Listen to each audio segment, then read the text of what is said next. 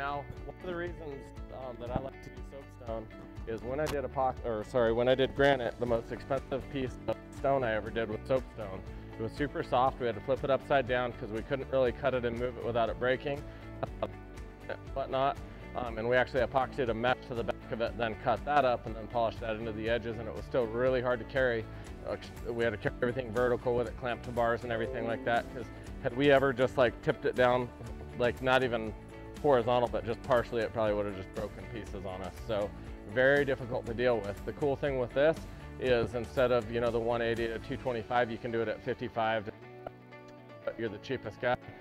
It's seamless, it's easy to install without breaking. So I definitely want to try to target those higher end stones and pay attention how to do it. So I'm always trying to do as many for my competitors to copy as possible. So I'd probably offer an edge profile to the customer as well. On a soapstone slab, they're probably not going to give you a waterfall edge profile or something super detailed, because they're going to worry about it crumbling and probably the pain of them actually doing it in the fab shop. So you can offer anything on here. You can double stack MDF, use a router, run a wood bit on it. You're not going through diamonds or anything like that, so it's very inexpensive to do something that's very expensive for your competitor to try to compete with you on. And that's what we're trying to target. Ask for this, you want it to be very hard for them to get a competing product that'll actually come up and compete against you.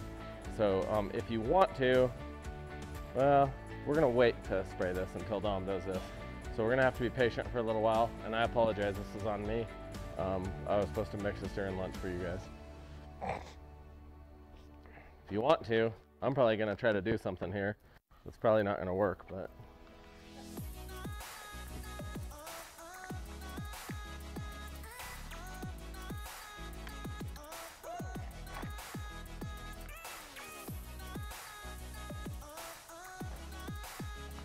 You see that? I'm still getting a super crisp vein across that. Most people wouldn't even use this product.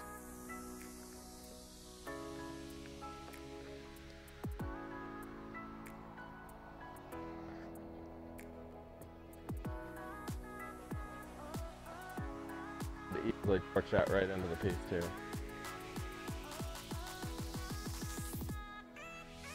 You can mess with it while Dom mixes. You could also warm this up.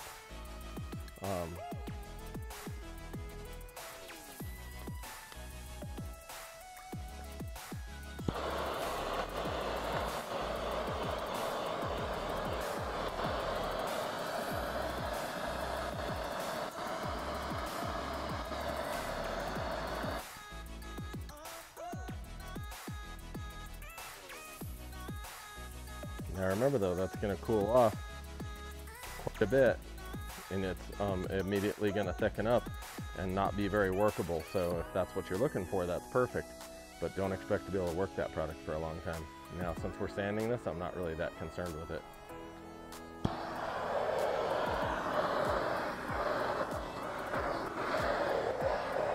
I also don't want to over torch my piece right now, because we need as much time as possible to work it.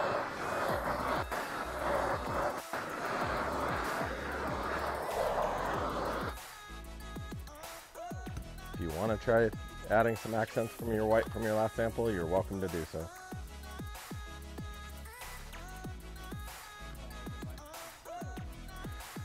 Not necessarily, but you'll see. You'll do a peninsula. This is 4x8 sheet of plywood underneath this, or OSB. You'll see a lot of people on islands. They'll get out there and they start making it look like a windshield wiper because they're going as far as they can reach. So you really have to be thoughtful before you start pouring that vein, how you're going to get it off the actual piece and across the other side, if that makes sense. So a lot of people really don't think about that, and all the way around they have these little rainbows going on. So really just stop and think about what you're going to do. Look at a picture. You can Google soapstone veins, white marble veins, and start studying veins on a slab. Look at them and try to start mimicking that, especially if you start feeling like you're losing your artistic or creative ability on the job site. Sometimes I get a little bit, I'm not an artist, I just want to finish a job and make it look cool, and so I'll just kind of pull up a piece of white marble and kind of look at it and start trying to copy the veins and whatnot. So, anybody have any specific questions to this? No? How many gallons per square foot do we usually apply? 15 gallons, sorry, 15 square feet per gallon. So for every 15 square feet, we want to have 1 gallon of product. You can go up to about 20, but due to the viscosity of the product and the surface tension it has, if you start spreading it a little thinner than that, you have to be pretty skilled to do so, so that you don't get fish eyes. The other thing is, you start running it super thin. The beauty of this is the three-dimensional aspect you can get out of it. So when you start trying to paint it essentially and go super thin, you're gonna have fish eyes, divots, things you can't really fix. And you also don't have any of that three-dimensional aspect you have. So be thoughtful of that. So every 15 foot, 1 gallon. Yes, sir. And you can go a little thinner once you get good at it, but usually people aren't gonna spread it. What's at one end of the countertop is gonna be a little thicker than the other end until you get really good at spreading and you kind of feel the viscosity of the product and get used to spreading. I usually use like a 6-inch foam roller and that works really well. And don't do what I'm gonna do right now because I'm gonna try to kind of speed us up right now. Is that with both products? Say again? Is that a gallon of each A and B? A total gallon. So a gallon of epoxy is half a gallon of A, half a gallon of B. When I'm talking about a gallon, it's a fucking volume gallon. That's probably the most misunderstood thing in the industry. I'm not talking about a gallon of it, just total mixed gallon, whatever that turns out to be. Yeah, so a gallon of A, a gallon of B is 2 gallons.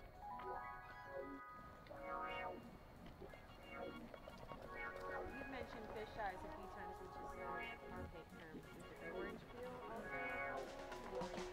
Not if you torch it right, mix it well. The only time you get bad texture is usually from bad mixes, off ratio,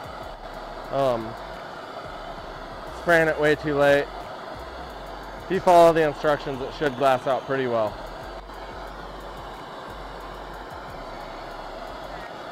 It was at 80?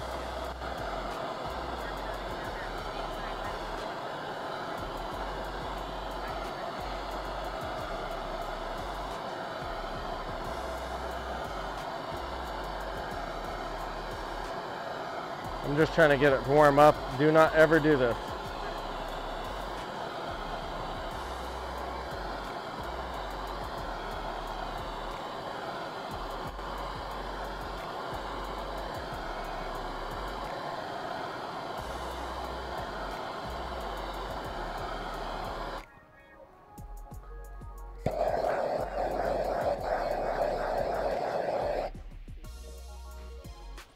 Yeah, that's hot.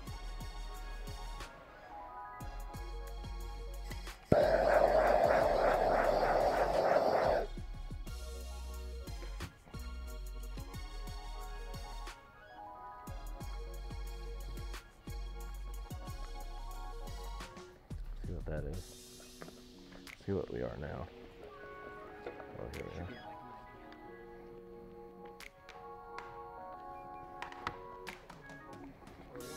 90. Obviously not in a plastic pail. What's that? Could you mix it on a hot plate if you're trying to speed it up? Obviously not in a I'd never normally, this is very uncommon that you're gonna need to do this on a job unless your jobs are little coasters and stuff like that. So artists, it's probably massive for you guys. They measure their product in like milliliters and things we'd get shots at with. So when you use a syringe to measure your product, you're probably an artist.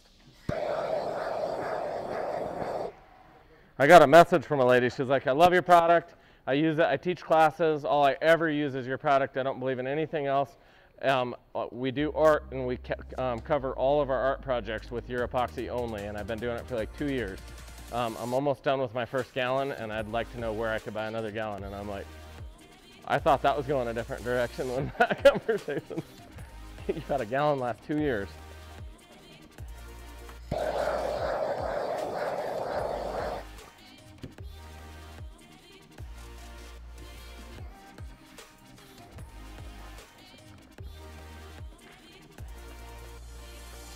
Okay, now be quick.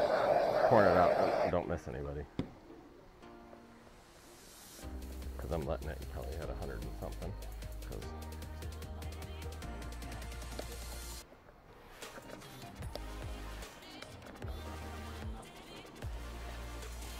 I just got off the bottom, so I'm wondering if I hadn't really.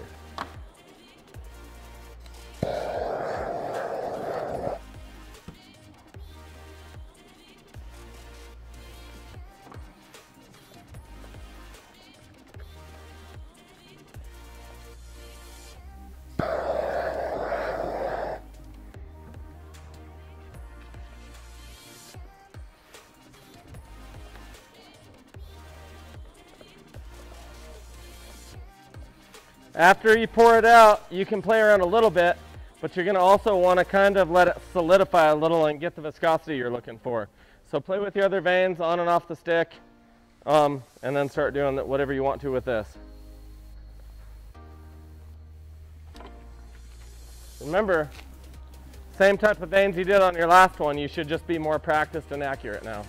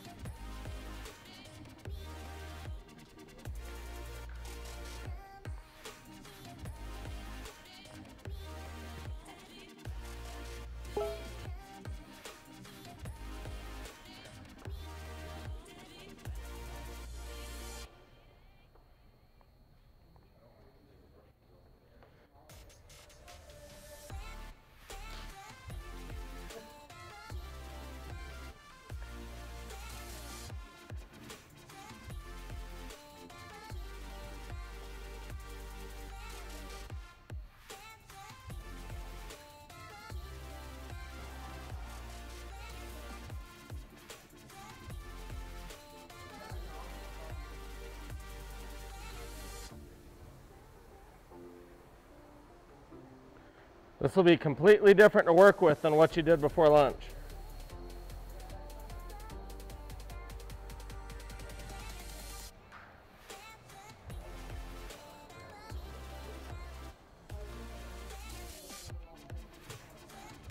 If you want to, pass the spray back to the front of the classroom. And remember to spray a little bit of gold on this too.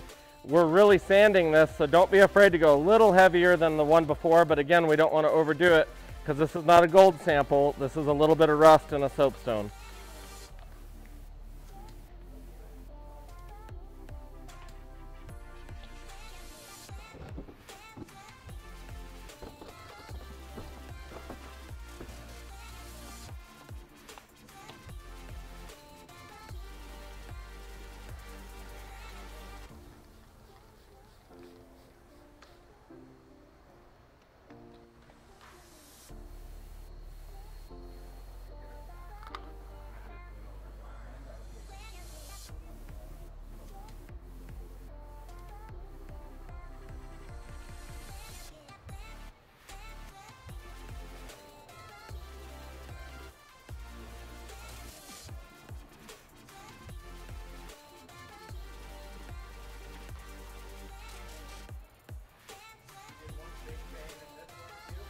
Yep, I did.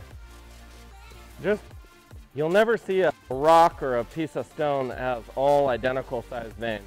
You're always going to have fractures at the surface, ones that are down under the surface, large veins, little crisp veins. So really work this. Give yourself a little bit of time. Start applying your veins. Be artistic. Look around the classroom. A lot of times we could just look around at what other people are doing and get better ideas.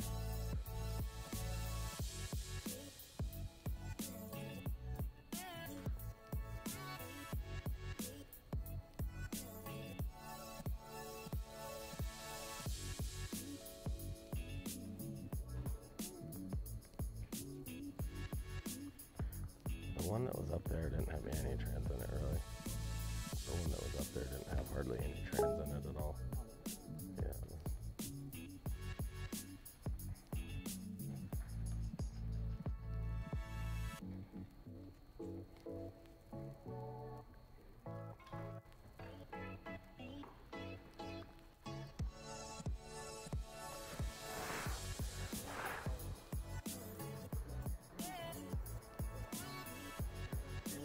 So in the future, we'll mix this like 30 minutes before they get back. Let it set.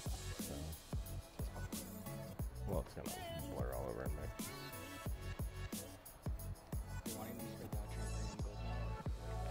Wait, because Yeah, we'll probably wait just a couple minutes for the accent colors.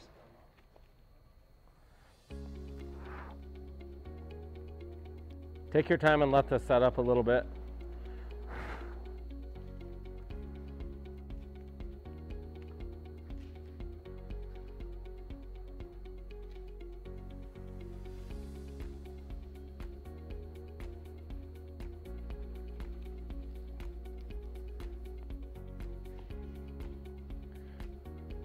Make sure you don't have too much of a pattern. I'm not pointing at anybody. We can play tic-tac-toe later. It looks good, man. That's natural. If you see it squiggling, just move a little quicker. Sometimes I have to almost move my shoulders because I can't move across without shaking. I don't know why. I don't think I shake until I'm trying to do a vein. That's nice. I like that right there a lot. That looks good. Yeah, be patient, guys. We can't add everything right now or we're gonna blow our whole piece apart. So, and see all those are exact same size. They're all blurred all over the whole piece. Did we just brush the whole thing with pearl or? Where's all the white? Ah, right. Nah, it'll look good when you sand that. It could look.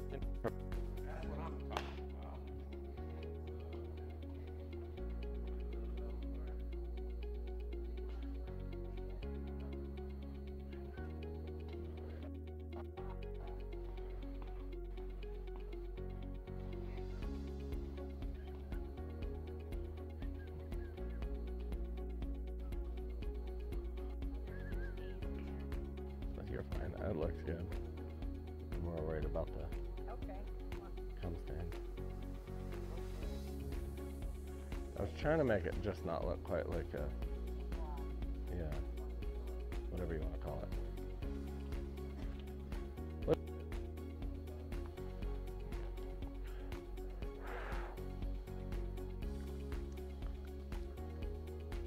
The biggest thing between us and profit is usually patience.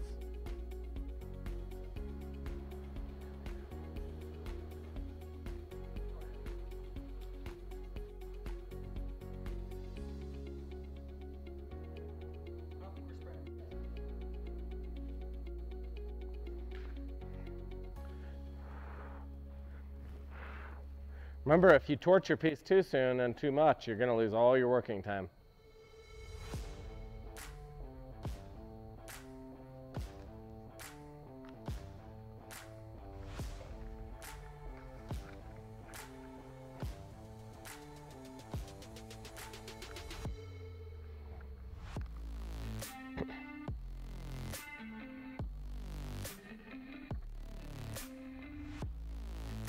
You can take some of your pearl too. Find some of your drips of the charcoal we had initially poured before lunch, and you can make some really cool crisp veins through the piece using that.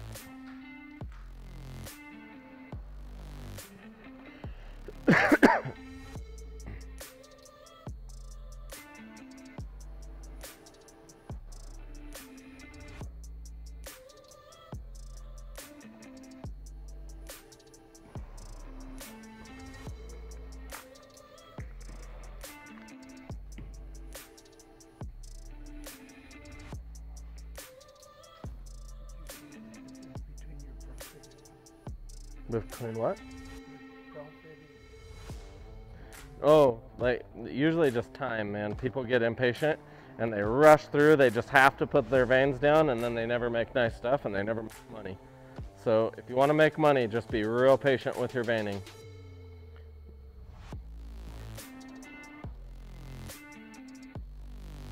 I've seen some of the most non-artsy people in my life be amazing because they're patient and they do some of the best work I've ever seen.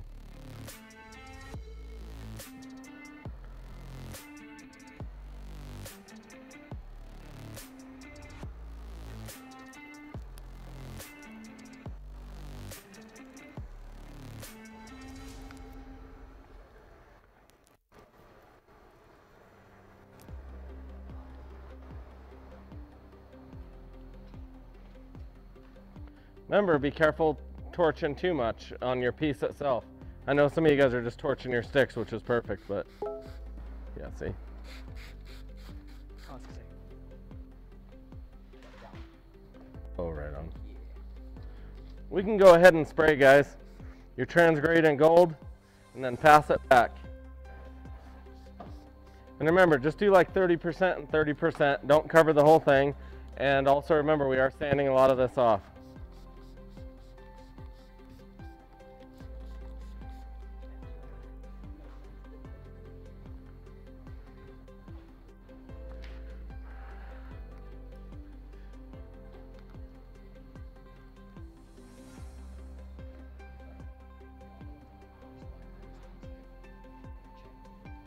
Okay, right on, thank you.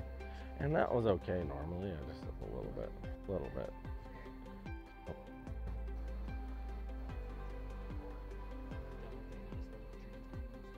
Yeah, it is. Especially when it doesn't even show up on a black.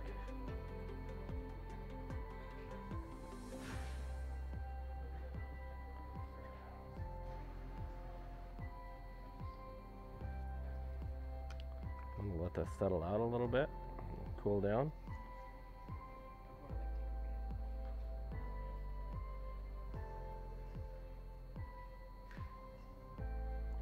Now I know I'm also gonna let this kind of settle in.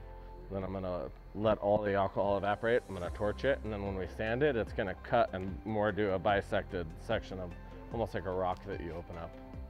So it's really cool when you sand them, guys, because what you see on the top surface, once you cut that off, it's really cool. It looks like you cut a rock open or something like that. So remember that these are getting sanded, so worry more about what's just below the surface than what the top looks like.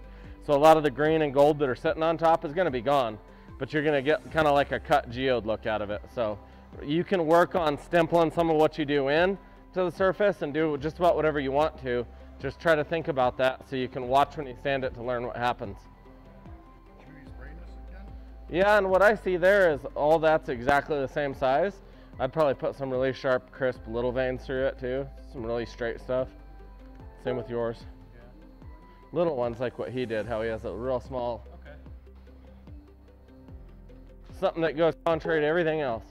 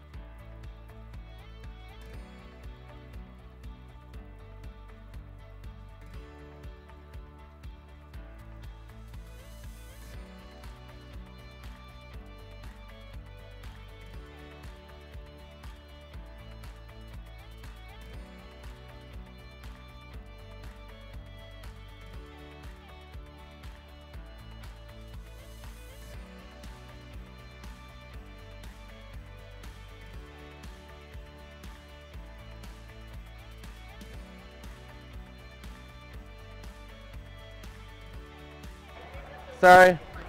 I peed and I didn't want you guys to hear it, so I muted my mic. So that looks really good too.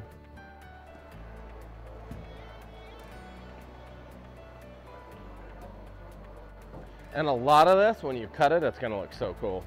What you think looks crappy today looks really neat once you actually sand it and cut through it. Because a lot of that will just disappear out of that, and it'll look like a rock being cut open and polished. You'll just see little bits of the gold. It gives it a really neat look. Yes, sir.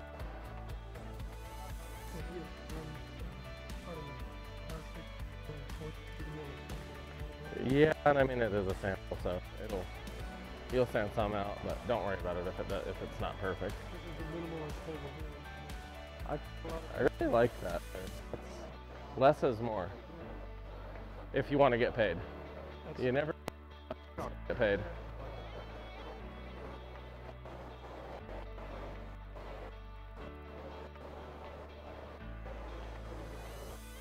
Don't be afraid to walk around the room a little, guys.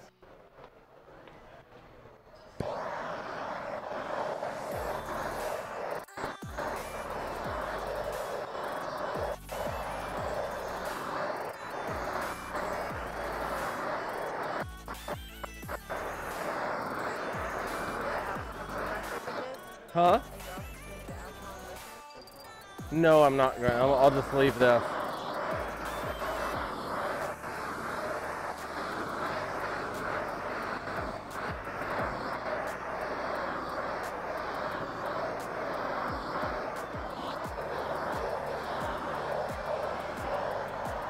No, a lot of this top pattern is going to disappear as I cut into it with a sander. So what you see right now ain't what you're gonna have. Not at all. Not once we sand it, yeah. It's a cool idea, like, to start, but I really love when you start realizing what it's going to be. And things like this is where when they sand on Thursday, they're going to learn more about how to do this than they learned by doing it. So when they really see what Well, it looks like on me. yeah, kind of finish up what you got going on here, and then classroom, back to the regular classroom, we're going to go over countertops here.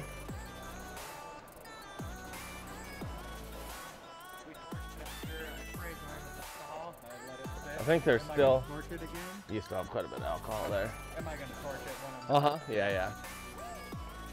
Just watch that alcohol on top of your torching, guys.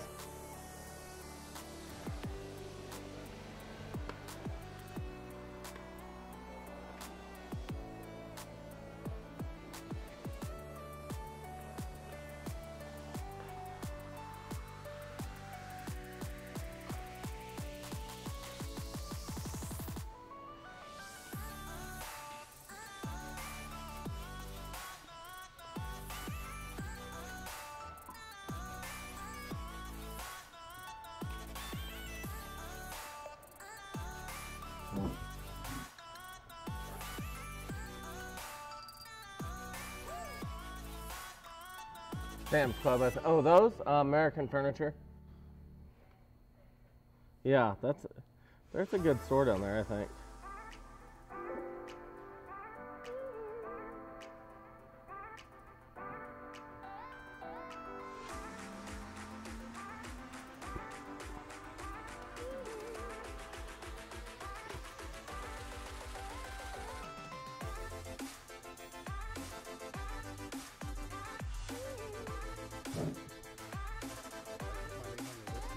I don't have very much. But later down the road, I definitely see Okay. Then this is just to sign up for a meeting. So I would recommend just call the office when you are interested in being a dealer. But you might sit and just have a meeting with them and just see what, like your area, see who's there. Sometimes I'll sit in with them, but it's Ethan and whatnot. So, I mean, why is that? Oh, no, I just didn't know. Yeah, that's our dealer rep that usually does the meeting, because he'll pull up your territory, who's in the area, what installers and stuff like I'd like that. to know that stuff too. Yeah. So, Yeah, well, you got to go to the meeting to have that, because we don't just imagine it. We'll have to look it up, figure out where you're at and everything. Yeah? Yeah, until you're digging I don't know if there's enough steep hills to have fun up there. I like to get in. The steeper the better. Okay. Yeah, it's a lot of fun if you're in deep powder. Once you get stuck, it becomes very much not fun. But once you're digging in snow for 3 hours to try to get it out, it can get very frustrating. It is fun. No, that's it's a kit made called Timber Sled that I just put on a YZ450, and so kind of a fun setup. Talented all around, huh? Oh, I don't know that I'm talented. I do dumb things sometimes. So. Never know if you try, right? That's right. So that is, if you like anything with handlebars and wheels, a timber sled's the funnest thing you'll ever do. Yeah, like I've never had more fun, and I've ridden about everything on a dirt bike, and that is just, it's amazing. You can just point and shoot. So hold on one second.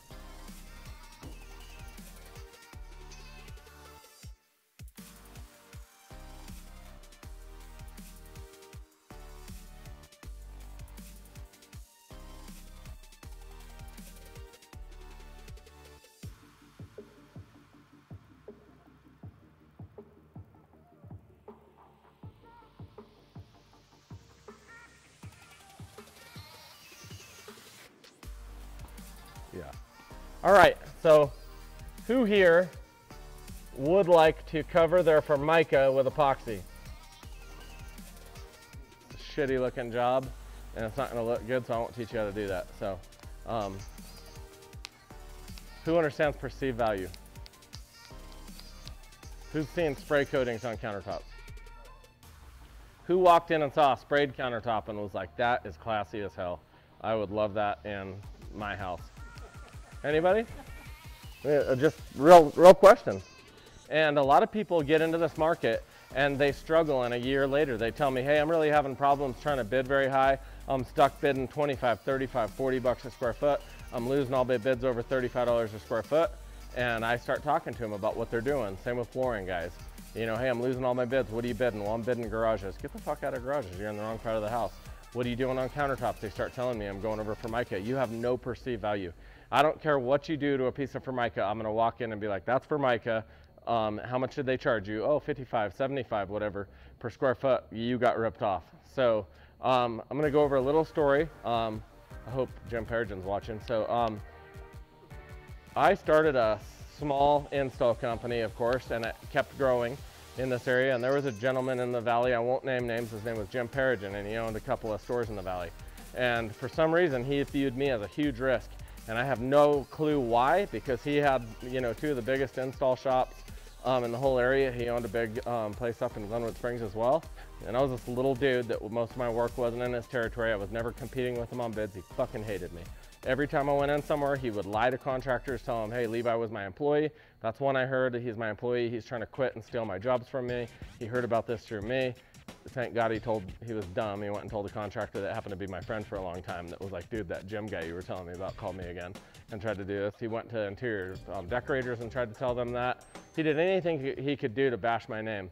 He had always the biggest setup at all the home shows. He never did anything halfway. It always looked right when he did it, but he had a lot of money and a lot of experience. I ran one really small home show, and I didn't really know how to run a home show. I wasn't actually just selling these products. I was doing a lot of other stuff at the time too. And I had an okay showing. I think I got like 15 or 20 bids out of it, which was so-so.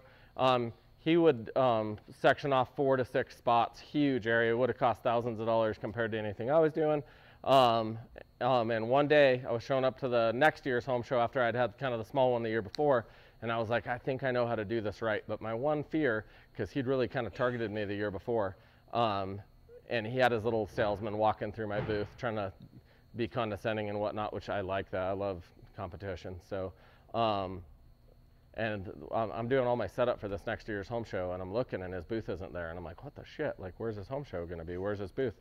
Nobody has his stuff in here yet. And he'd bought several spots. Well, I had realized he knew everybody around. So he'd had a bunch of people move their stuff because he knew everyone and I didn't, so he could be right across the hallway from me. And he set up a really badass display, and I was like, oh crap. I'd been working 70 hours a week trying to do my epoxy display, because then I was getting into epoxy and really trying to promote it and push it. And I was like, what the hell is Jim gonna do when he shows up here? It's gonna probably be embarrassing for me. I just wanted the whiteboard, you're fine. So, and I was very concerned about that. the night before, about 24 hours prior to the home show starting, I had torn an island off of this customer's house, and I was like, dude, this is a perfect size. We'll cap our table with it, because who likes an old white folding table at a home show? And I was like, we'll throw this island right over the top of the table and hide that it was ever a table. So I just poured epoxy on it, did a single coat. I walk in, and I will not bash other brands. I will bash Jim Perigin. He's a loser, but he used a product called iCoat and Granitecrete. Has anyone ever seen microfiber topping overlays? It's like a concrete trowel-on coating. You spray watercolors. I personally don't believe in it because it absorbs moisture. You have a lot of substrate issues and stuff like that. And nobody will ever warranty an undermount sink with it if they're smart. There's a lot of issues I've seen with it. And you can do it correctly, but it's a big pain in the ass. He came into the home show, and he had a piece of Formica that was almost exactly the same size as my island that I put over the table.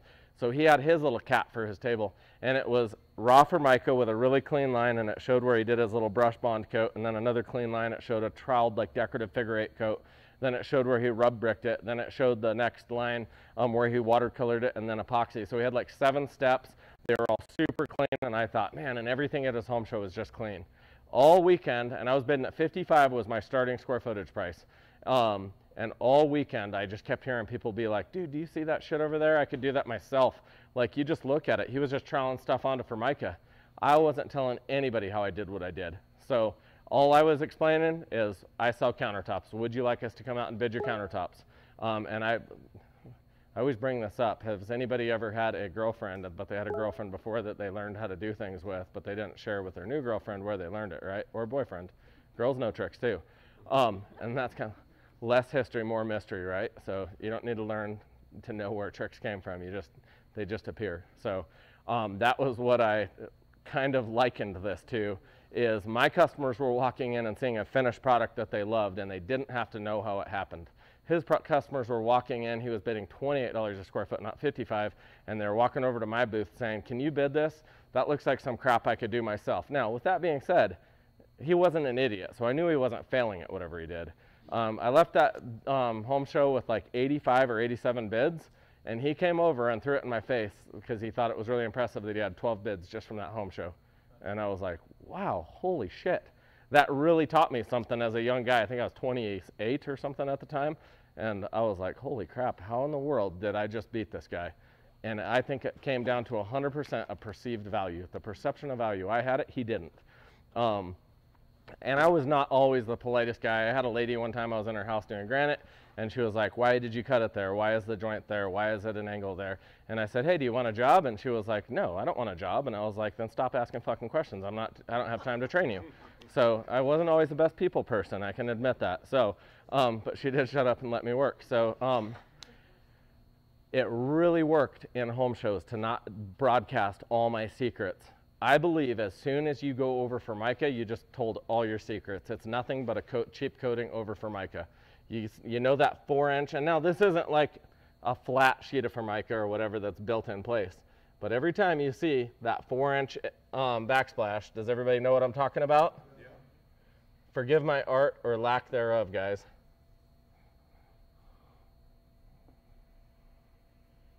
This is generally, does anybody know what I'm drawing? Yeah, this is a, looks like an airplane. This is actually a piece of laminate with a 4-inch backsplash. And what you see here is a false edge here.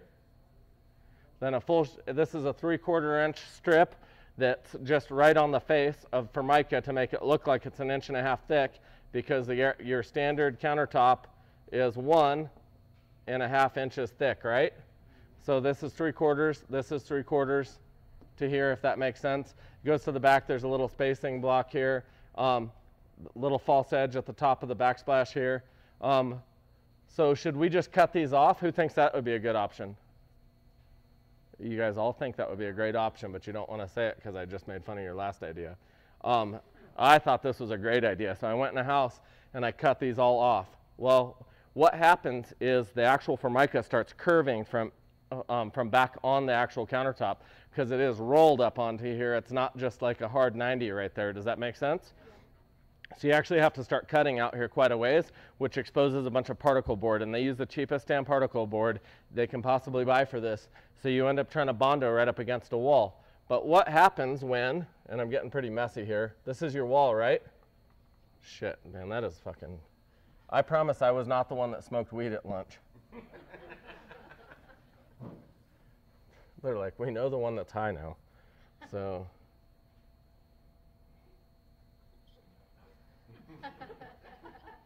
Scaring me with your little pointer there. God dang, I suck at art. This is a stupid, it's called a smart board. I hate it. It's the biggest pain in the ass I've ever dealt with. Really? Yeah. You'd think until you try to get help with it or have them support anything or figure anything out for you. And you find out somebody had a really great idea and made a smart board and then they don't support it at all. So you cut this off right here, right? This is your wall. So what does this leave you? If you pour epoxy in here, it's going to go down in here and fill your cabinet. So what do you end up doing? You end up cutting a whole bunch of little filler strips here, right? Putting them in here. Then you end up bondoing across here, right?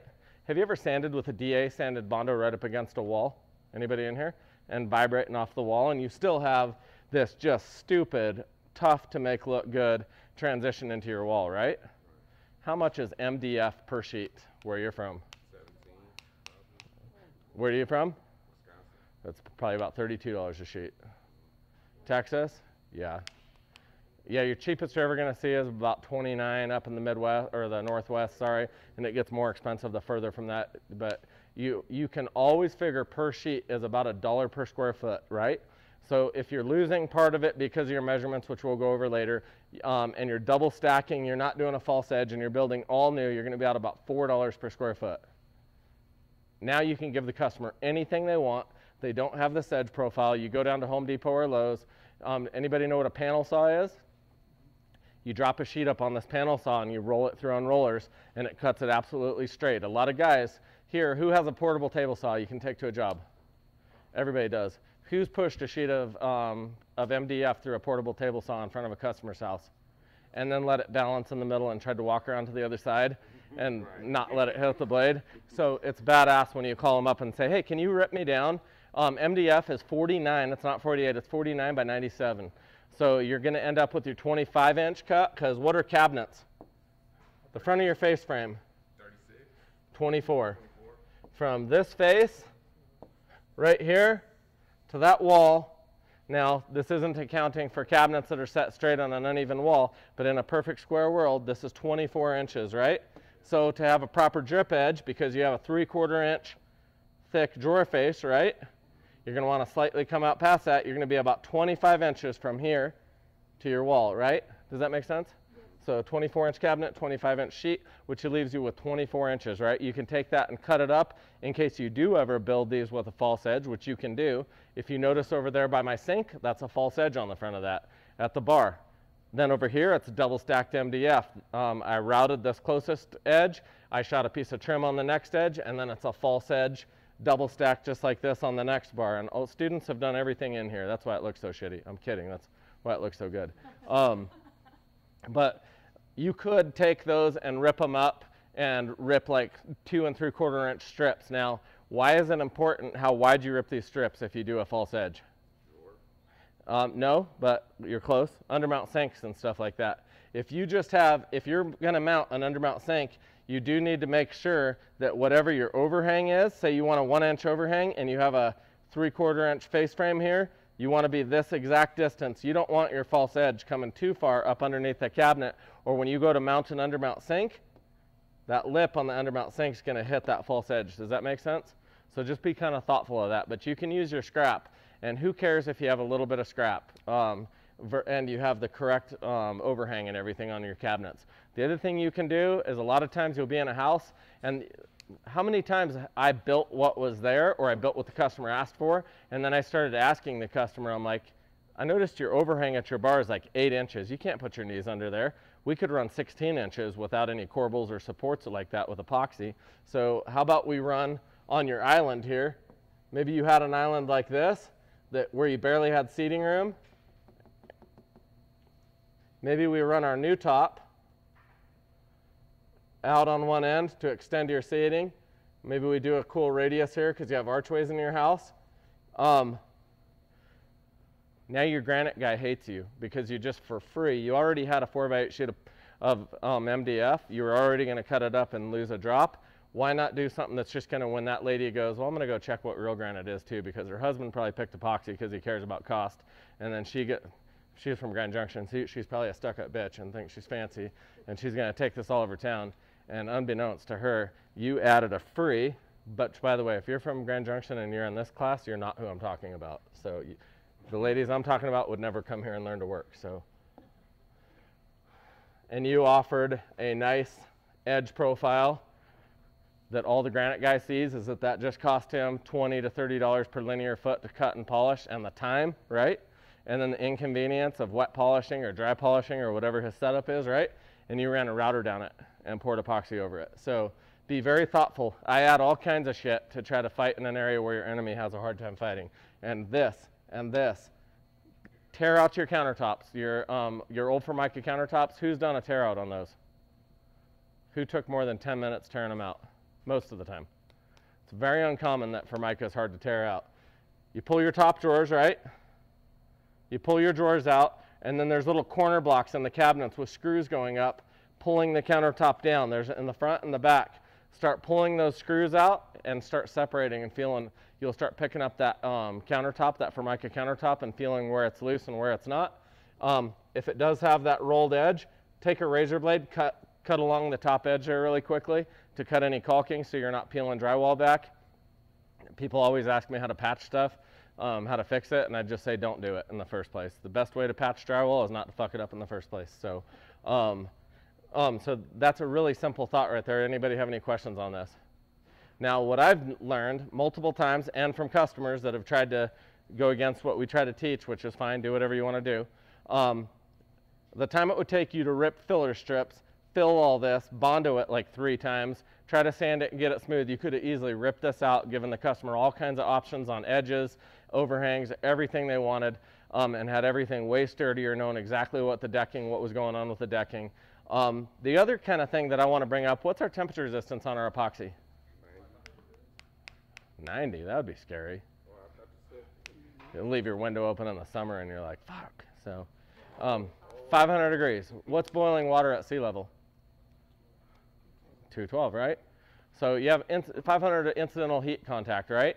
What happens when your epoxy holds up, but the contact cement that's bonding your shit Formica down does not hold up? Do you think contact cement holds up to 500 degrees?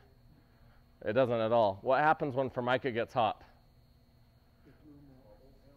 Yeah, because it expands. Yeah, he knows. You've seen it. It bubbles, and it's because it expands at a much greater rate than the wood underneath expands, right? So your wood doesn't expand when you put something hot on it, but the Formica expands and forces a bubble. That happens underneath epoxy, and it might even look kind of good still, but you're going to have hollow spots all over where it broke loose the actual contact cement under the epoxy. So just because the epoxy is temperature resistant doesn't mean that the substrate or whatever coatings or adhesives underneath are temperature resistant, if that makes sense. Whereas had you bonded directly in to MDF, you would have had a really good bond and it still would have been temperature resistant. This is also the reason I talk to people and tell them, do not prime your countertops. People always build these really nice countertops and then they brush them with paint and they're like, no man, I'm just priming my countertops. What do you think has a better bond strength? The 15,000 PSI 100% solids epoxy that soaks into the MDF and goes a 1/4 inch into it? Or some shit primer, that the water-based primer, oil-based, solvent-based, I don't care what it is. You paint it on, you could probably scrape it back off a year later with a razor blade or something. You're never going to do that with epoxy.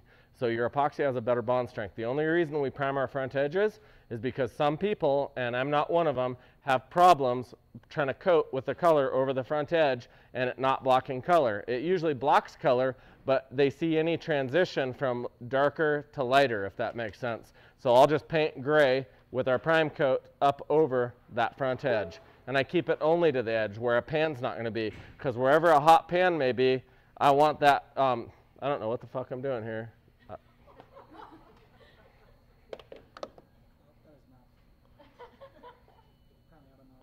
I don't either. Don't worry, Dom. I'm good. I saved it. There we are.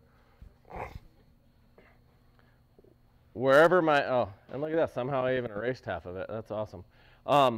Wherever a pan goes up here, it's going to be very easy. Now, let's say we're doing a backsplash in here, right, in the customer's house.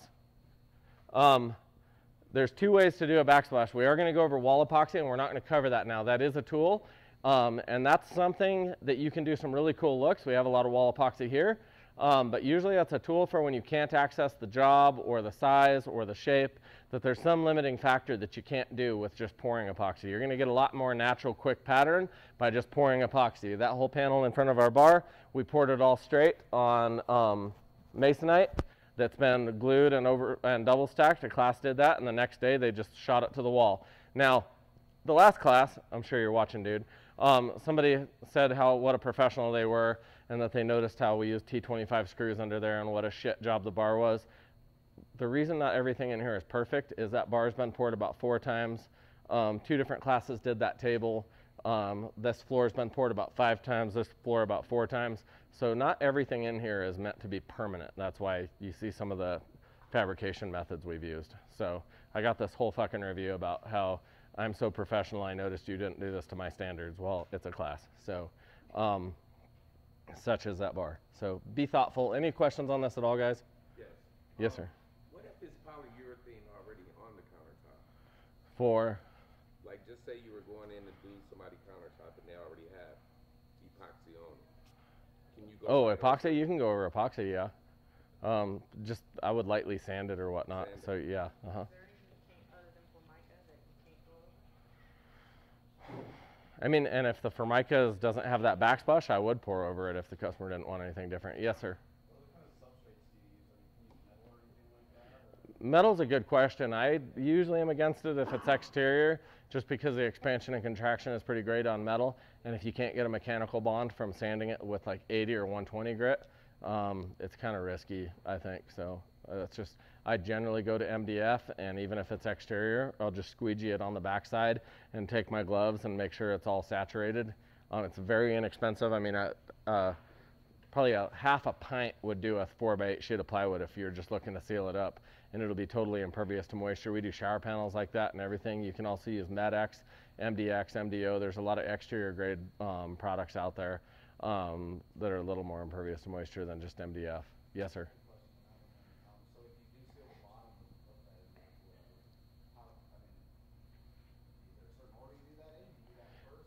Yeah, it depends a lot on if you're fabricating on site in place. Now, if you're in a house, I'd never seal the bottom for any reason at all. But say you're building a bar outside, you usually probably a lot more thoughts going into it anyways, and I would just definitely make sure it's sealed. I'd use waterproof wood glue, tight bond 2 or 3 in between the sheets if I'm double stacking them, and then seal the top. So if it's going outside, I am definitely concerning myself with ambient moisture. A lot of people will say, well, I'm in Florida and it rains some, but I made sure that I coated the whole top. I'm not worried about the moisture that's landing on top that you're protecting against. I'm worried about the moisture coming up from underneath that will create warping and stuff like that, which is why I make sure I seal the whole thing and encapsulate it. Yes, sir. When you talked about adding the additional legroom, could you kind of get me oriented as which was the front and which was the extension? Adding the addition? Additional. Oh, I was just saying that if you had like a bar that you were going to sit at, you could extend that out quite a ways, no matter which was the front or back. With an arc, or how did you extend it? Yeah, like if I had a bar sitting here and you were going to sit on your side of the bar, just like this bar, I have an arc on the customer side. I would just try to be decorative. Sometimes you'll be able to do something for free and cut a little angle that looks really classy that's tough for anybody else in the industry with competing products to replicate. I wouldn't have an arc on the drawer side, or you'll be like over the drawers and then too much of an overhang on the, you know what I mean? If that makes sense. You wouldn't want an arc coming out to where you had to pull the drawer out a foot to get to the first 4 inches of drawer or something like that. So, but on the customer or where you'd sit to eat, if it's like a eating bar, breakfast bar or something, you could have a wider piece or whatnot. A lot of times you're going into and cutting knee walls off. The whole raised bar, lower countertop thing, I freaking hate that. I think it looks like shit and it's tough to make look as good. I'd cut that wall off, mount the electrical down below in any cases possible, and then pour one big flat piece all the way across. It looks a lot more impressive. Doesn't take up more space. Customers aren't dropping glasses off, busting stuff all the time. So yeah. Any questions on that? Tile.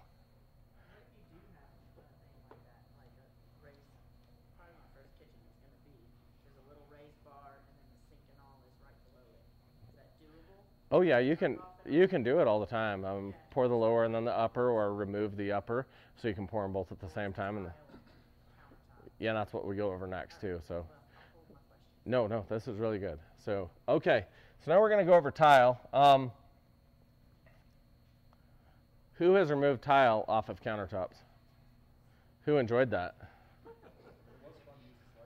Yeah. Yeah, especially like halfway into it, you're like, fuck this. I'm going to smash. Might be replacing the cabinets with this too. So it is very tough to get tile off without having to replace cabinets. And the reason being, okay, I'm going to try to call on all my inner art skills here while I try to draw this. This is my attempt at a face frame on a cabinet.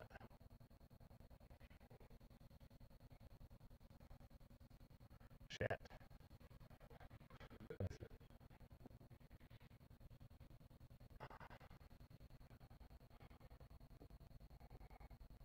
a toe kick. Everybody see what I'm doing here? Yeah, exactly. Usually there's a 3/4 inch piece of plywood that's screwed down here, and what I've tore off, I mean, I did thousands of countertops, or my crews did. So common for them to take a piece of plywood, cut it down the middle, because these are, remember, 24 inches from here to here. So half of 48 is 24, so they take a piece of plywood, cut it in half. You don't have any drip edge, right? So you don't have any overhang like you should have, but you still have this piece of plywood you can put right there to the face frame, and then they screw right down into the face frame on the cabinet. Very common. Now, it's impossible, and I can promise you, it is impossible to be able to get a Sawzall in between here and cut these screws loose without shaking the face frames right off your cabinets. Doesn't matter how you try to do this, or cutting into the face frame. Or you can try to like dig the mortar out, because they then throw mortar down and then mud set their backer board, or straight to tile. I've seen both. A lot of times they'll do a sheet of plywood, mud, backer board, another set of screws, or roofing nails, or whatever the hell they do, depending on what kind of commercial operation that was that they're running. But what happens is, even if you can access these screw heads, so often you try backing that screw head out, and it pops the screw head out, but the threads down in there are still holding that plywood down tight to the face frame of that cabinet. So it makes removal just impossible. Does that make sense? So it turns into a real pain in the ass. Who here has bid countertop jobs? Who gets excited when they see that? I love it now, because I hated it with granite. If I was busy when I did granite, I would either just refuse it, or I'd bid it like $250 a square foot, and I would lose 9 out of 10 jobs, and I never really cared, because I couldn't afford to be there and fix this, because so often you need to be a finished carpenter at the end of this job and do lots of really little detailed, intricate patch. Does that make sense? And you don't want to be on this job site for 3 extra days patching cabinets when you could have made money, and this would piss me off in the granite world. I could usually fabricate your stuff all in my shop, and I'd be in your house for 4 hours. We try to remove tile and we damage your cabinets. We'd be in your house for 5 or 6 days with one of our best guys trying to patch cabinets and wax them in and do color match and then call a faux painter, and it turned into a nightmare. So I just tried to either make so much money it was ridiculous and I could afford to be there, which was crazy. I actually did the math sometimes when I did get like $200 a square foot a few times. And you know, I still made less money than if I had just installed a fresh job. Now this is the kind of surprise, and who here has a college degree? I do not. So I learned a lot of things on site. One of my big hits that I saw was, wow, when I started pouring epoxy and having a solution to go over the top of this that was very cost effective, I could be $65, $75 a square foot. Nobody wanted to compete with me, and it became the place I always wanted to be. So I would always choose at a home show or something to advertise, go directly over your existing tile, because so often I became the first option they've ever had. So when my chemist told me, he's like, dude, you can bond, we've been testing, and you can actually bond porcelain and ceramic. And I'm like, dude, nobody would do that. That sounds like shit. I do tile. The proper way to do it is tear it out, build your substrate, and pour over it or whatever. And that's what I thought, because of my perception of my past history, that was the only way to do it. When I started saying I could go directly over it, I started having all these women, Grand Junction ladies, thank you, coming to me and saying, get me on your schedule. You got to get me on your schedule, man. And I was like, oh, do you want me to come by and bid? Yeah, you can measure it out. It's a pretty big kitchen. You just need to come out. We've had a lot of people bidding it. People can't do it. And I was like, holy shit. It's not very common that people are just telling you to schedule and they don't really care because they can't get somebody that'll do it. And you'd come out there and you saw a lot of kind of tough tile situations. Now, I'm going to attempt here. This is my attempt at tile. I know this is not to scale, guys.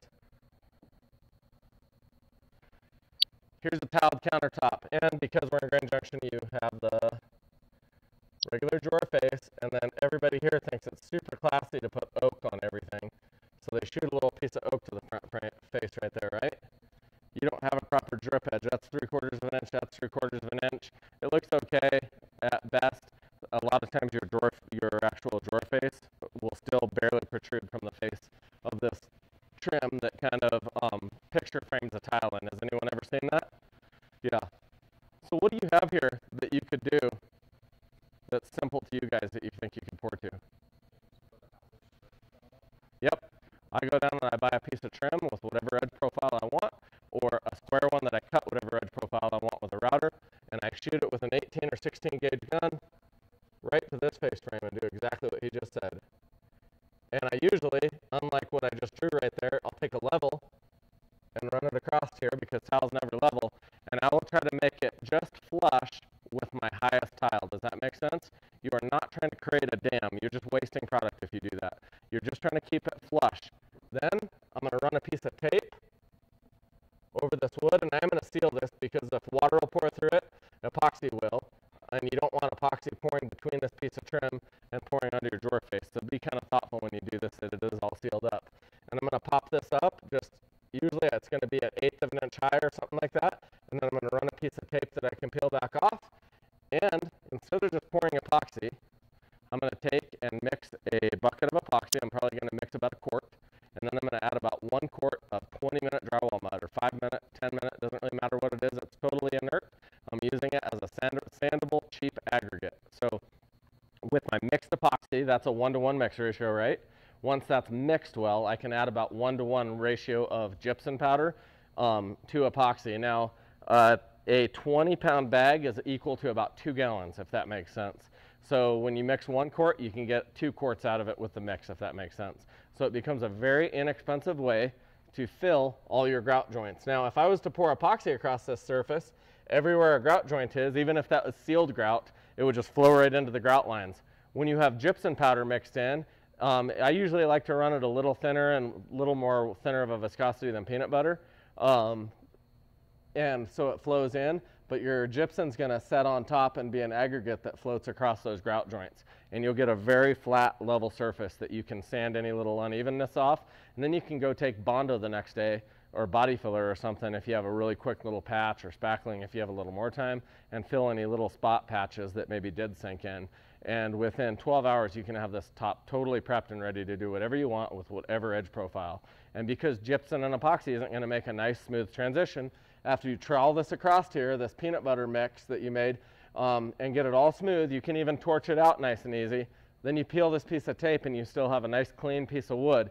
And the next day you just run your sander down that and make a feather that right into that wood, and you'll have a perfect, it doesn't look pretty, but it leaves a perfect profile for whatever you're doing next. Does that make sense? Any questions on that? Yes, ma'am. Yeah, for me coming out of the surfboard industry, we use Cavicil. You use what? Cavicil. Uh-huh. And that's to thicken it, so I'm glad. You can. Gypsum's a whole lot healthier to work with than Cavicil. Cavicil's pretty. Uh-huh. But that's good to know. And you don't have to worry about it. It doesn't have to be clear. It doesn't have to be anything. Just put it on. Nope, it's usually just white, you know, whatever your white gypsum, you know, it colors it quite a bit. You'll see through some of it because it is thin, and when it's wet in epoxy, you kind of see through it in spots, so it's not pretty, but you should have a very level base to work with. The biggest problem you'll have is, I think I was on probably an 80 square foot job, which I thought was a big kitchen. I mixed 2 gallons in a 5-gallon bucket, and then I dumped about 2 gallons of gypsum powder in it, and I think I scraped 3.5 gallons right back off the countertop. I went and poured it all on to do my float. I had no clue how far it went, and I started trying to trowel it off.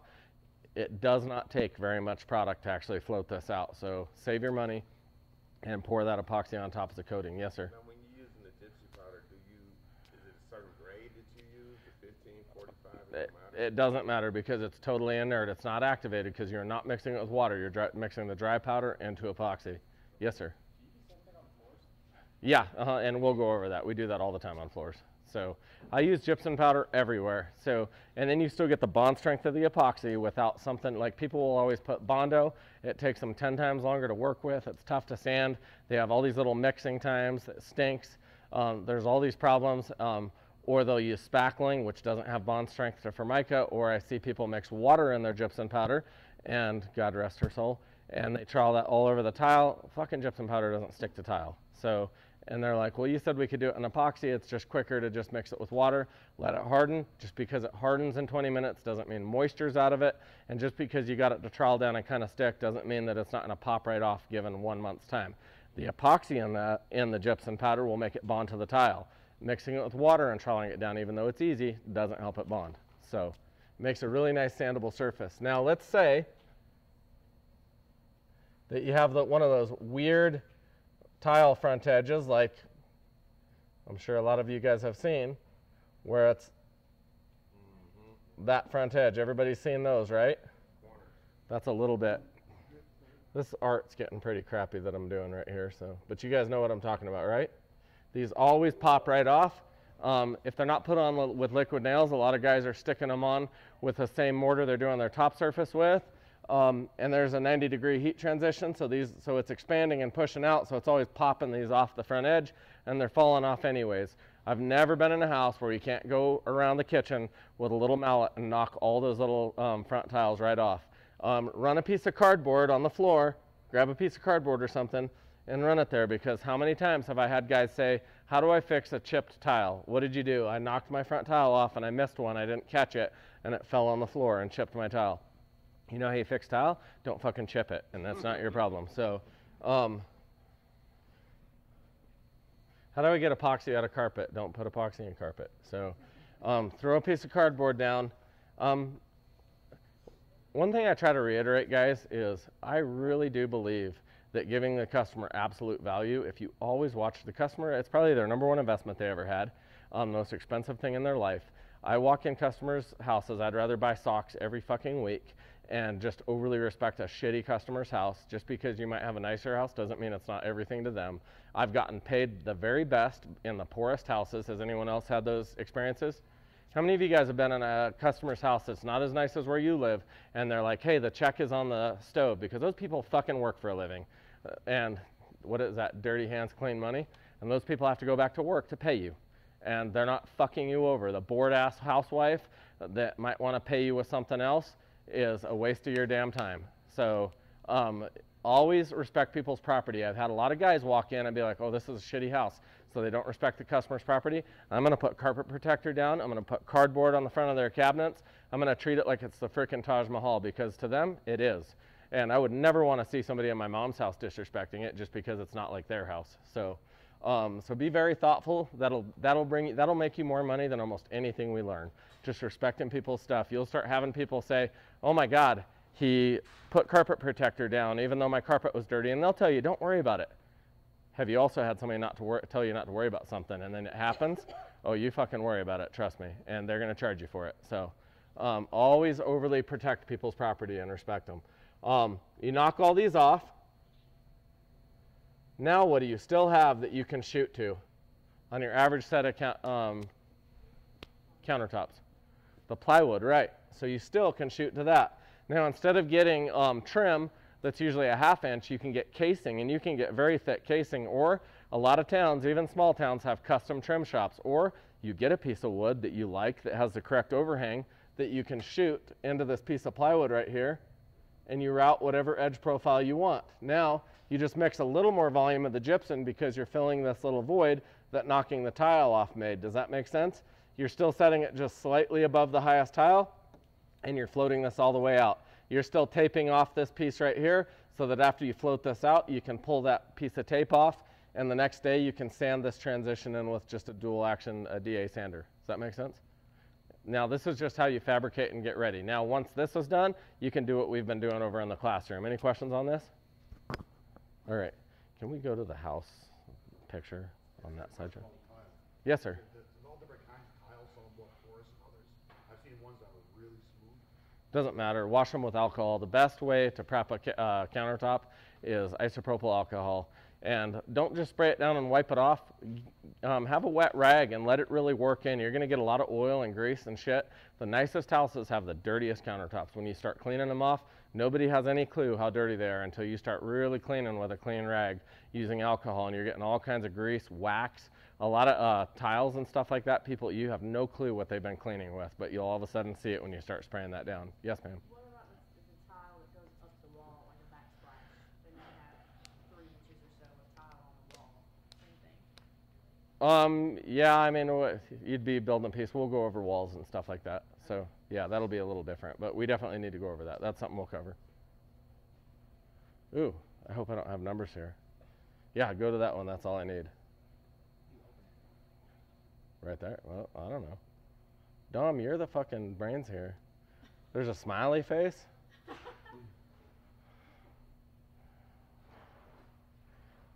I would like to know what the hell I was drawing there. Just click on number 4. Yeah, there you are. There, in the back.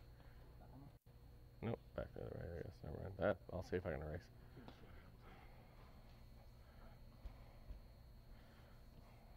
Oh, man. You saved it.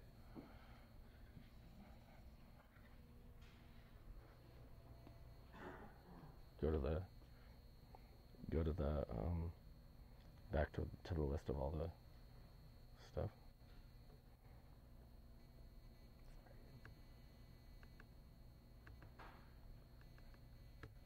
I don't fucking know.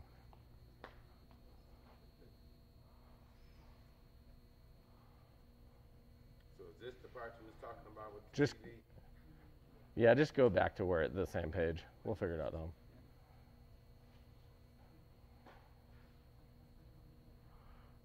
Just expand it. Yeah, there you are. Nope, and that's fine. I can't erase. Okay, so I can't draw on this. I don't believe either. I can fucking draw, but I can't erase. Isn't that special? Probably saved. Well, so it's a smart. The board is smarter than I am. Can everybody read these measurements? Does everybody have a phone? Get your phones out, every single person, and tell me the square footage of this kitchen, please.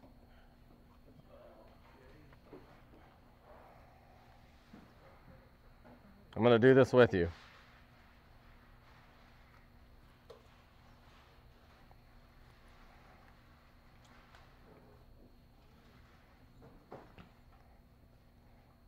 I'm just doing it at the same speed I normally would, so.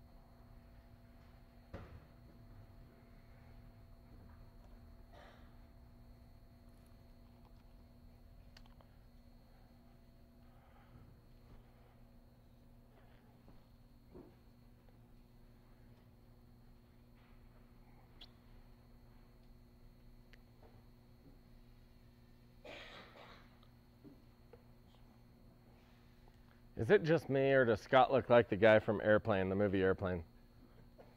He looks like a younger, better version, younger, more handsome version of the Airplane guy, but.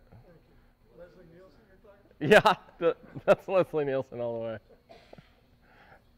Usually it's Robert Redford, but I'll take that. Robert Redford, yeah. I've never been likened onto anybody I wanted to be likened onto. Sloth from the Goonies. That's why I have a beard.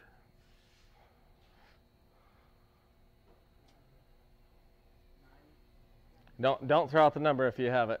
Neither of you were right. Maybe you were, maybe you weren't. I'm just saying that so nobody tries to cheat off you. Don't measure the smiley face wherever that can. I'm just surprised it's not a penis or something. You don't know how many times I've seen an artist leave some weird things around the office. Are Yes. you measuring the whole countertop or the one away and 36? The whole countertop. If you're coming out to do I mean, if I'm bidding a job, I want the square footage, so I'm doing all the countertops.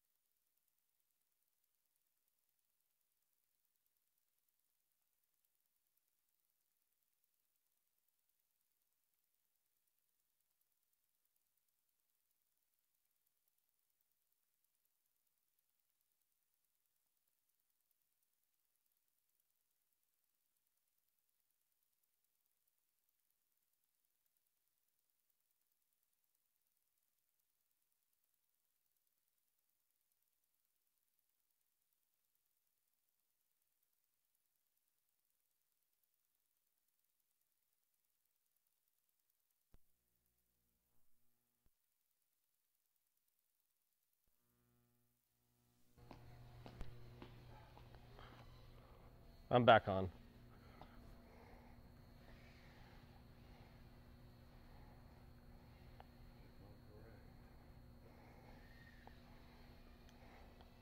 Wow, what do you think, you guys? Drawing a map to the moon, or?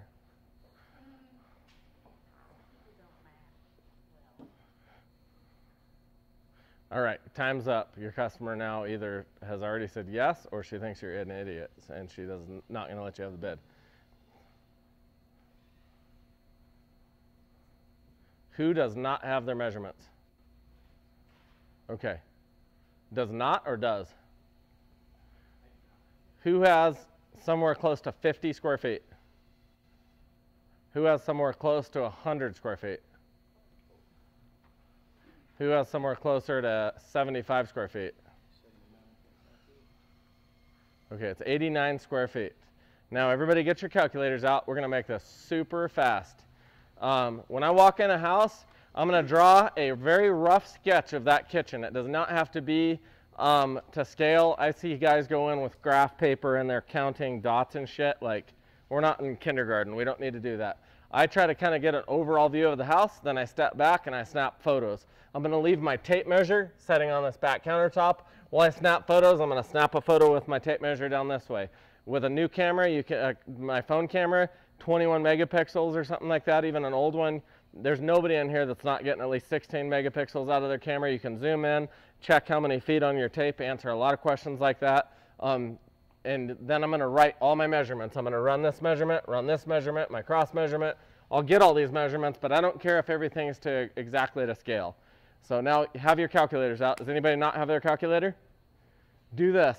108 plus 96, because this is 36 inches wide, this is 36 inches wide. Your island and your peninsula are both the same width. So do 108 plus 96. What is that number? 204. Times 36. What is it? 3,500. That is how many square inches? How many square inches are in a square foot? 144. Divide that by 144. You get 51. Now do 120 plus 60 plus 42. What do you have? 222 times 25 inches. Now what do you have? Yep, divided by 144, right? Now you end up with 89 square feet. Did you guys see how fast that was? You either run everything in feet or everything in inches. You don't have to try to do 36 divided by 12 equals 3 and count that, and then 108 divided by 12. You do everything in square inches and then just divide by 144. You can measure extremely accurately and extremely quick. What is something that you guys can think of that will technically use product that is not accounted for in the square footage we just did? The edge, yeah. Well, that's a countertop guy just said that, yes. That adds up to more than you think when you're actually costing on a job. It's not extremely important if you're charging enough, but if you have like a lot of raised bars and stuff like that that aren't really wide, but they have a lot of edging, you can have edging add up really quickly. And how many times have you been in where it's like a 3-inch edge and you're like, holy shit, I'm 26 square feet of edging on a big commercial job. That's actually a significant cost. Now, everybody bid jobs and you go in there and you're like, hey, you want me to do your backsplashes? and I'll point at a lady because you ladies are all so respectable. Oh no, my husband's going to do tile. And the husband calls you and is like, I am not doing tile. Please bid the actual countertop into this and tell me what you would charge to do a matching backsplash. Now, matching backsplash is kind of a high-end thing that you usually see in high-end granite and stuff like that. Very easy, very quick, pour it on 1/4-inch MDF, just like what we're using in the classroom. All I ever do is build out my backsplash, all in separate pieces. I'll brush epoxy on each edge, and I'll just push them together with tape underneath and let them cure overnight. That's stronger on that seam than it is off the seam. You can have a 20-inch backsplash if you want. The next time I do an edge like that front bar, instead of overlapping, I'm just butting them all right up to each other. It works just as well or better because it's actually not as heavy, so it works very well. Yeah, and we'll go over that. That's a really good question. So you're going to squish the epoxy out, let it cure. Now they call you, but you didn't want to measure in front of the customer right after she told you not to, right? She just told you she's not interested in you doing backsplashes. You want to piss her off, measure her backsplashes right when she told you she's not interested. But you do have pictures of the job site and you know your measurements. How many square feet, and I'm not going to tell you, you're going to have a bunch of questions. We're going to just see who knows what. How many square feet of backsplashes on average do you have in this kitchen? What's code? What's that? Oh, no, full height is what we were talking about, and I'm sorry. Full height, yeah. How high, what's code on backsplashes? How high are your upper cabinets off your countertops? 54? You're black, but you ain't that tall. You'd be like, the bottom of your cabinets would be up there. I'd be on your shoulders to reach the lowest thing. It's like 18 inches off your... Off the countertop. Code? Yeah, code is 18 to your upper cabinets. Which, what is that? That's 1.5 square feet, or you can do the divided by times 18. Oh, I thought you were doing it on the countertop. The little 4-inch. We're just measuring backsplashes. Full height backsplashes, 18 inches high.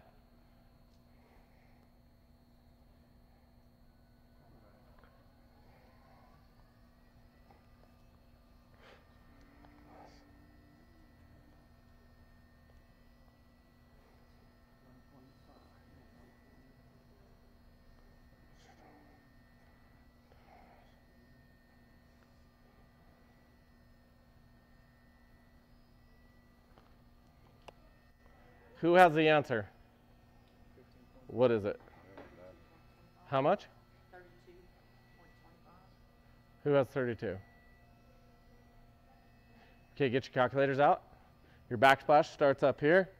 Do 36 plus 120 plus 25, right? Plus 30, because that's a push-in, slide-in stove. And all slide-in stoves are 30s, plus 42. Times 18 for your height, divided by 144, you're 40 square feet. Who has 40 square feet? Did anybody have 40 square feet? Do you see how easy that was, though? Yeah. Now we didn't piss our customer off. We still got our measurements that we needed. We had all our necessary information. And now at 50, what's 40 times 55? 22, right? Yeah. Easy money. That is some badass easy money. It's 1/4-inch MDF, and you just took a $4,000 job, $4,400 job approximately, and turned it into a $6,600 job. That is amazing, and you're making it all on the same job site instead of having to move to another job site. And they're getting an option that anything they would have done with tile or anything else would have been much more invasive. It wouldn't have matched, and it would have been a lot longer for them to actually do it. So, yes, ma'am? No, and now we're just going to go over our options on that. So, can we go to the graph? If in 7 minutes we are going to go over the details here, because we are not, me and Dom are not experts at this. We definitely took Leah for granted her quick ability to, I hope you fail if you're watching Leah at whatever else you're doing, so you have to come back. She won't fail. She's pretty freaking smart. So, well, that's not a graph. That's like, there we are. That'll work. That'll work. Perfect, Dom. No, you're good. No, you never have to. I'll just slide it. You're good. All right, now I'm going to try something here. Now, you're going to just hate me at the end of the week, or you're going to believe in perceived value. I am always talking about the perception of value, because I think as contractors, that's 90% of what gets us paid. These are your upper cabinets, lower cabinets, right? Your countertops, backsplashes. Does that make everybody understand when we're looking at the cross section right here? All right. I always noticed things when customers freaked out and I didn't understand why. When I started going over tile, I started getting a whole bunch of jobs that they just had to have me. They couldn't have anybody else. And I love that, because every other job, when you're a tile guy, everybody can compete with you, including every single tile guy, right? And it sucks. How many of you have had where you're turning in a bid and they're like, I'm just going to let you know, I'm getting several others. And I'm like, ×2, you fucking bitch. So, and, oh yeah, I had like a bitch tax. I didn't call it that. So, but yeah, I got put on notice so many times. Like, I'm just letting you know that we have, my cousin also does tile. Well, how am I going to compete with your cousin that doesn't have insurance or the right tools or anything else, and he's going to learn at Home Depot? His job sucks. He's not worth $2 a square foot. I loved when I got in and I'm like, yeah, hey, why don't you call your cousin and see if he can do this? So I never actually was that arrogant, but as soon as I started telling people I will fabricate your countertops, set your backsplash after I pour it. I'll pour your backsplash horizontal. You're going to sign off on that color code and say, yes, I like the white marble pattern like this. And I silicone it into place, and we'll go over mounting. That's different. Don't ask questions about that right now. We mount this in place. We make sure it's really nice and tight to our countertop. I'm going to caulk this only to fill the joint so that it's waterproof. I'm not taking this edge and coating a big curve, a skateboard ramp here. I'm literally trying to shoot caulking in here, not silicone, caulking, paintable caulking in here so it's sealed so that epoxy can pour right up against here. Now when I epoxy this to the finished backsplash, they already got a preview on something that was really easy for me to do, that I got to document my pattern, and then I poured my countertop and it met right up to it, and it's totally sealed, so there's not a single seam in my countertops horizontally, and there's not a seam all the way from my front edge all the way up to my upper cabinets. Now, I had a ton of people saying, oh, I need that because I'm just afraid of water damage. We need to have something that I'm not going to get water damage down in my cabinets. I'm like, lady, I've tore apart hundreds, thousands of countertops, and I have never seen water damage from water pouring in the back here unless there was some weird situation, maybe around a sink where, I don't even know, even in that case, not. But the perception of value is huge there. Corian, they can do the rolled edge. They can put a color matched epoxy. They can route it in, and they can sand and polish it, right? Now you become the only one in the industry that can actually do a full height backsplash like that, that's totally sealed, that actually matches the exact same pattern, right? Now this is when I would tell you guys, don't try to match your pattern out of your backsplash into your countertops, because you're not going to do it. Has anyone ever seen where there was like white tile on a floor and they tried to replace one that busted, and it's an 1/8 inch smaller and it's slightly more of a cream color, and they should have just like done anything in the world would have looked better than trying to match and not matching. Match your colors, match your techniques. Do not try to make a continuing pattern in this case. Does that make sense? So perceived value, you'll make a whole lot of money right there. And it was one more thing, one more way that I could do something that my competitors couldn't do. Can the granite guy do that to where it's seamless? Can the tile guy do that? Who can do that? The epoxy guy. You're it. So I started trying to figure out how many spots can I be in? How many job sites can I be on that nobody else wants to be on? Because who likes fresh cabinets? When you're bidding a job and you show up and it's a brand new house, brand new cabinets, everything's remodeled, it looks like it's really nicely done, everything's square, you're excited, right? I am. Do you know who else is excited? Every fucking guy that comes out there to bid. The granite guy, the Corian guy, the tile guy. It doesn't matter who they are, they're like, oh sweet, nicely set cabinets. I don't want to be there. I know that now, right now, I'm guaranteed competition. I want to be in the most difficult kitchen possible because it's the same process when it comes to epoxy. So, any questions on this, guys? Yeah. Yes, sir. Mount the epoxy on the backsplash. Mount the epoxy? I mean, the backsplash. How do you mount the backsplash onto the wall? The one thing I said don't ask questions about because I'll cover it later. I'm going to put blobs of silicone back here, slap it up in place, and then I'll take clamps sometimes. A lot of cabinets have a little ledge, and sometimes I'll reverse clamp my Irwin Quick Grip clamps down into this corner, throw a screw up into there. I'll use foil tape to pin stuff in places. I'll use just about anything to make sure everything's wedged just perfectly and flat until that silicone cures, and that should take about 4 hours before you can pull any of your tape or screws out. If you're in a real humid climate, you might be a little more time than that, but probably not. Pull all your stuff off and then pour to it. So I use silicone to mount all kinds of stuff. I never let silicone touch a surface I'm going to coat, ever, because silicone, nothing bonds with silicone. I'm sure you've seen it. Just fish eyes right away from it.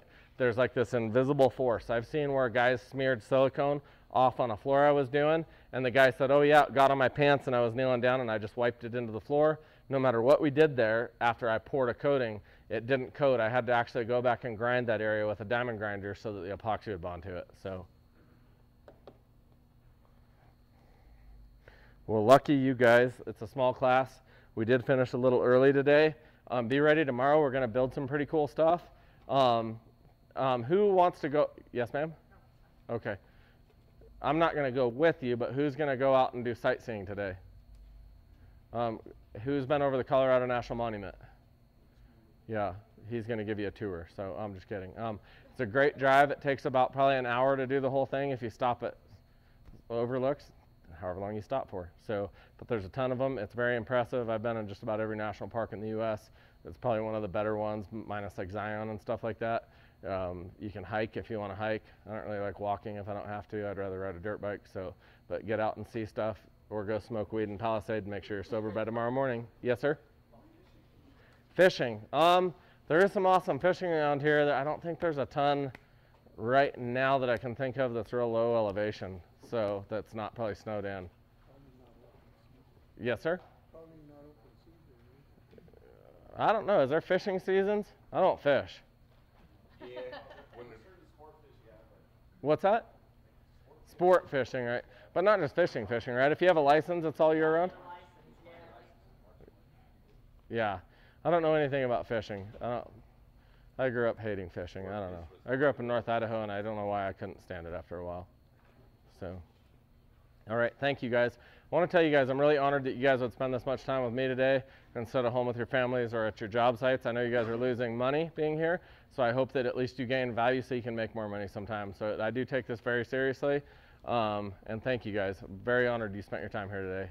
Have a badass day. It was well worth it, too. Yeah. The whole trip. Hey, write down any questions you have right now for tomorrow, because I'm very interested in answering them. Thank you, sir. Thanks for being here. On the backsplash, Uh-huh. you took in the linear footage to figure how much. I didn't see where you put the 18 inches at. It's 18 inches tall. Yeah, I know it's 18, but in order to get the square footage, we never. So I did my, so I did how long it was. It was 242 linear inches long, Right. by 18 inches tall, divided by 144, and you have your square feet. Got it. Yeah. Same as square footage on the countertop. Thank you, man. You saved my life. Mom picture of that stuff we just did. She's so Right. excited. She's Oh, like, wait I till want she her- sees it in person. Right. Yeah. She's like, I want my countertops done when you get home. I said, well, hey, we get some product and we gonna experience. You buy the product, I do it for free. That'll be badass, man. Thank you, man. Yeah, I'm really excited about this, man. I Thank want to install it. Thank you guys I for have my tuning. dwelling license too. Oh, right on. Awesome. Thank you guys for tuning in today. I really appreciate your guys' time. Write in the comments something. No, I'm just talking to the live, sorry. Write in the comments if there's something you'd like to see in particular, or something you want us to go over, or something we breezed over too quickly. Even if tonight, if you have questions and you're going to tune in tomorrow, write them down and ask them tomorrow, and Jordan can actually read the comment out and we can respond to you in class. So thank you guys again.